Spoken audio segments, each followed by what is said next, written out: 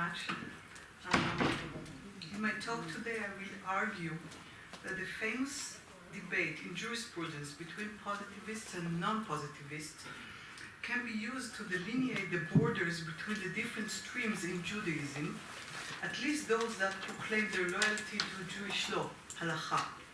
I want to show that the manner in which the question of the relationship between religion and morality is formulated can serve as a criterion for distinguishing not only the conservative from the orthodox, these are the streams that I'm speaking of, but also internal tensions within each of these movements. The eminent legal philosopher H.L.A. Hart maintained that there is an absolute distinction between law and morality on both the theoretical and normative planes. With regard to theory, he held that it is incorrect to say that the law may incorporate moral considerations. In this context, he developed his idea that only in the penumbra, the gray areas where there is indetermination of language, can one have a recourse to the ultimate ends of the law or to extra-legal considerations. Oh, this is too close. Thank you. His normative claim may be even more important. It holds quite simply that one can distinguish between the law as it is and the law as it should be. Hence, it is always possible to take up a critical position vis-à-vis the law and aspire to improve it. In other words, any blurring of the distinction between the real and the ideal is apt to frustrate the possibility of change and improvement. Non-positivists like Fuller and later on Dworkin were fiercely opposed to this and held that almost every application of the law requires a moral judgment. Legal interpretation always demands this, and not only in the gray areas. Hence, it is impossible to separate law from morality. In this debate, is this debate valid for halakha, Jewish law, a body of religious law based on divine revelation? There is a certain sense, as Louis Newman argues, in which Judaism as a religious system makes no distinction between rituals and moral precepts. There is no distinction between moral offenses that undermine society, such as murder and theft, and those that damage interpersonal relationships, such as cursing one's parents or hating one's neighbor. Moral failures in both domains offend God because every facet of life must be an expression of the divine will. In this sense, the distinction between social morality and personal morality, or between law and morality, is not valid for the religious system. The uniqueness of halakha stems from the fact that it plays both a social function and a religious function. As a religious system that endeavors to bring human beings closer to God through a striving to emulate divine qualities such as compassion and mercy, it creates an open moral system. That is, the moral duties are potentially infinite because they manifest moral concepts through the prism of imitatio Dei. Hence, it is clear why tradition attempts to blur any distinction between moral and upright conduct and legal obligations. On the other end, the social reality in which this divine law operates tends to recreate the distinction and to impose the difference between law and morality. So, although the distinction between law and morality is never truly clear-cut, neither it is ever totally annulled. But what about the possibility of a contradiction between law and morality? In this case, positivists will say that the law is valid, but should not be obeyed and ought to be amended or repealed. Non-positivists will say that the law is not valid. What stand does Jewish theology take?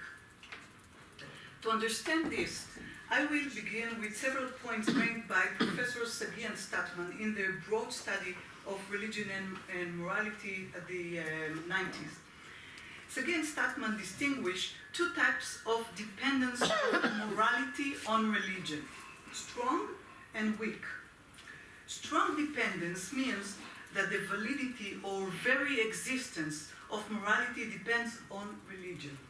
In other words, God is the source of morality and the sole ground of its validity. Morality itself cannot exist in the absence of a divine injunction.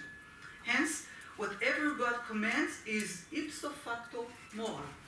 In other words, this view eliminates the very possibility of a conflict between the moral and the religious.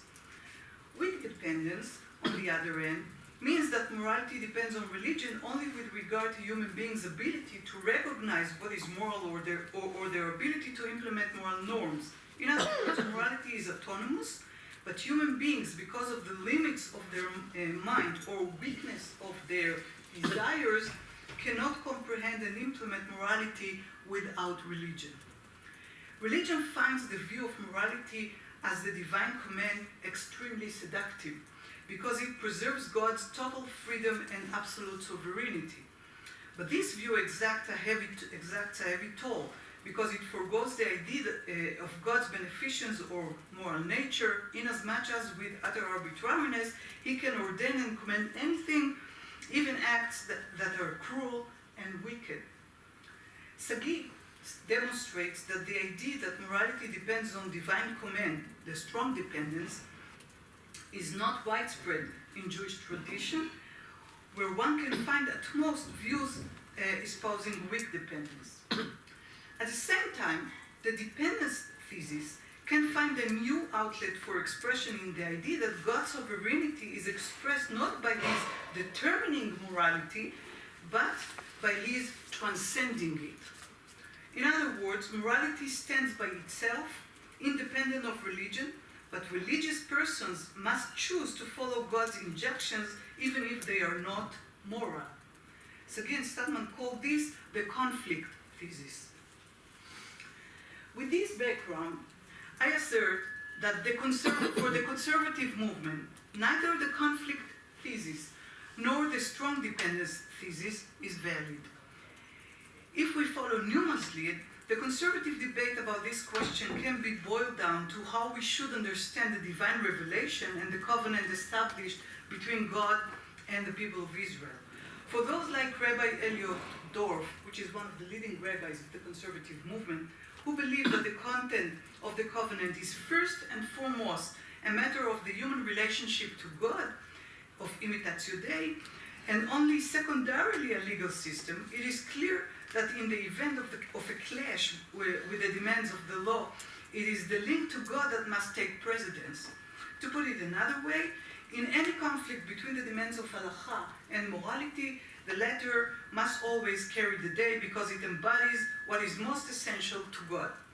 As Dorff writes, and I quote, "Thus, the theological foundation of Jewish law is a moral God requires us to understand and apply Jewish law with moral norms clearly in mind. That is, Jewish law must be interpreted and shaped by moral considerations. To do otherwise would ignore and undermine both the roots of Jewish law in a moral God and the aims of both God and God's law to produce a moral society." End of quote. Professor David Weiss-Halivni, who used to be one of the leaders of the conservative movement, by contrast, holds that the covenant with God is expressed first and foremost in the law, in halacha, and that any apparent contradiction between religion and morality is spurious and calls for re-examination. Because the law is divine, it is perfect, and there's both legal aspects and moral aspects. It is impossible for there to be a contradiction between them. In fact, the dispute between Dorff and Weiss-Halivni uncovers their common foundation, and this is what is more important for me, which is important for the present topic. To wit, morality is autonomous and knowable by human beings. I believe that this axiom is shared by all parts of the conservative movement, including those farthest to the right. And I don't have the time to give examples for this. But what about the Orthodox?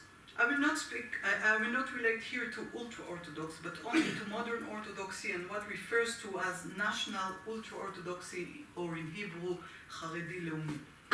My assertion is that the hallmark of modern Orthodoxy today is the conflict thesis, or what I refer to as Akedah theology. Akedah is the sacrificial imperative. The Akedah theology that developed in 20th century Jewish thought holds that obedience to a divine imperative embodied in halacha is associated with the experience of binding up, Akedah in Hebrew, all our specifically human inclinations, desires, and needs including our moral principles. Although not all divine injunctions are necessarily at odds with morality, the ultimate test of believers' faith and commitment to God, when they do face such a dilemma, is manifested by their willingness to bind up their moral ideas and submit to the divine injunction. This idea, which emerges from the thought of Rabbi Dov Soloveitchik and Professor Yeshayahu Leibovich, was then adopted chiefly by Rabbi Aaron Lichtenstein and his student. Today, however, it is much more widespread. It holds that morality is indeed autonomous, in the sense that human beings can know it, but when it proves impossible to reconcile halakha with moral principles, a situation that, although uncommon, certainly does arise, there is no question that it is halakha that takes precedence. In the word of Rabbi Soloveitchik, and I quote, "It is quite clear that many problems are incapable of solution. For example, the status of the mamzer, the bastard. No one can nullify it. It cannot be cancelled out. What can we do? This is the Torah of Moses. This is the acceptance of the yoke of heaven. We submit. The Torah calls on the Jew to live a life of a heroic valor, a life of sacrifice and total devotion. We cannot permit a married woman, no matter how tragic the case, her case, to remarry without a get, a bill of divorce. And sometimes the case is very tragic indeed. I know this from personal experience." End of quote. Or, as expressed by one of Rabbi Lichtenstein's younger disciples, Rabbi Chaim Navon, I quote again, "If we believe that the Torah was given to us by God, we also believe that it incorporates a wisdom greater than our wisdom. When Abraham made his journey towards the Akedah, to sacrifice Isaac, he knew that he was about to perform an act that contravened his entire moral belief. But he understood that God knows far better than he did what is true and what is moral. Later we will consider reservation about this resolute statement. But this is the clear starting point of our discussion. We may not impose our values on the Torah, we must adapt its values." End of quote. This way of putting the dilemma brings into sharp focus the idea that in situations of conflict, it is the law as God's word that wins out over morality. Among the national ultra-Orthodox, by contrast, the last generation has seen the emergence of a strong dependency theory that in practice cancels out any conflict between the religious and the moral, but in a way that is precisely opposite to that of the conservative movement. It holds that morality is not autonomous and that it transcends human knowledge. Morality depends totally on the divine injunction, and there is an infinite gulf between divine morality and human morality. As Rabbi Shlomo Aviner has written, and I quote, "The Akedah is the binding up of human morality and its replacement by the divine command.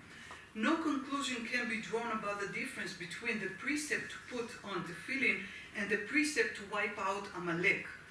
They are equally precious to us because they are precepts, even though one is pleasant and the other less so.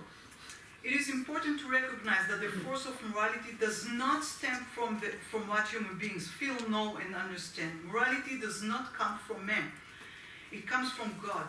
The Akedah arrives shattering and annihilating the entire world inherited by human beings in order to construct morality on the strong function of its divine source. The commandment, 'Thou shalt not murder,' as a principle of human morality, is dead. It is resurrected as a divine injunction that draws its validity and truth from the divinity that is above human beings, absolute and eternal." End of quote. The point of creating the infinite gulf between God and man is to make it possible to deal with the powerful human feelings about what is perceived as moral to the point of totally annulling them, so as to permit compliance with the divine command. For the conflict becomes more intense only when human notions about morality insist on their own autonomy and truth. But when they are delegitimized, because deriving from an inferior human source, the conflict is diminished to the point of vanishing. Note that this does not mean one must surrender God's beneficence. On the contrary, it means identifying his goodness with an injunction that seems immoral only in human eyes. But in the absolute divine perspective, the divine will is totally congruent with morality. As Rabbi Tzvi Tau, again, Rabbi Tau is one of the leaders of the National Ultra-Orthodox stream, puts it, and I quote, "The truth is that the master of the universe is the source of the categorical imperative, the source of the good, of justice, of law, the source of the human soul in which the image of God is engraved." End of quote.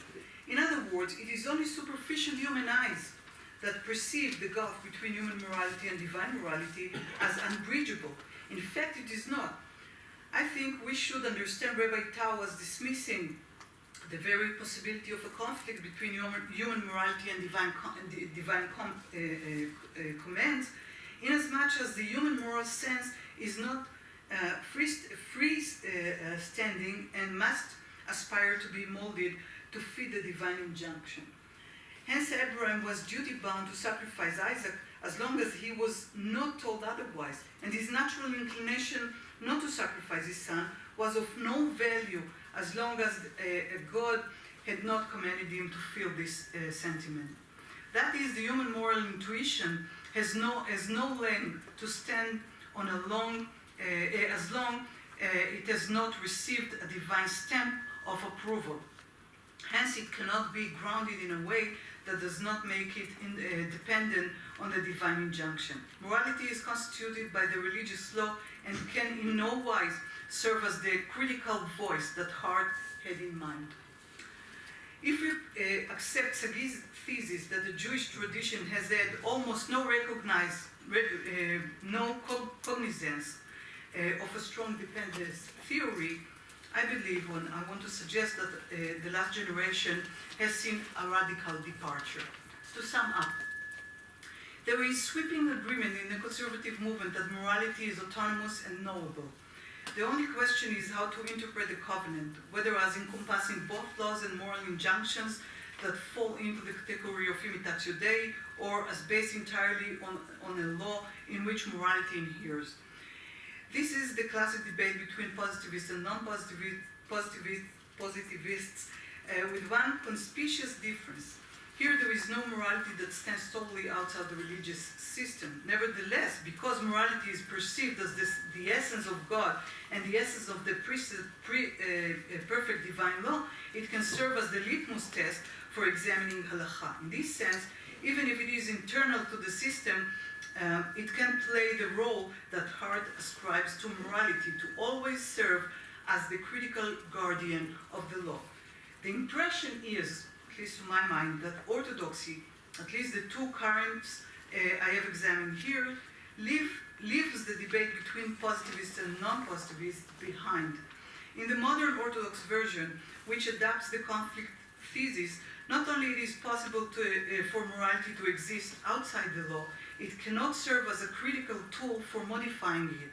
This is because God, the supreme legislator, whose will is manifested in halakha, is not subordinate to an autonomous morality. All the same, because morality is autonomous, the interpretive bent is to restrict the gulf between morality and halakha as much as possible. Modern orthodoxy agrees with the conservative position on the autonomy of morality, but does not agree that there is no gulf or that there can be no disparity between halachic decision and moral insights. On the contrary, it holds that this gulf is what preserves the notion of fidelity to halakha as the word of God. The most radical stance and the farthest from the theory of law considered here is that of national ultra-orthodoxy. The strong dependency theory advances in effect rules out any talk of human morality that might have some bearing on the determination of halakha. One conclusion that follows from this is that the debate in jurisprudence about the link between law and morality may be useful for illuminating the tensions between different religious conceptions, but has clear limitations. It cannot deal with the gulf between human legislators and the divine legislator, or with the idea that God, as the supreme lawgiver, is not subject to human notions of morality and consequently cannot be criticized by their light. Thank you.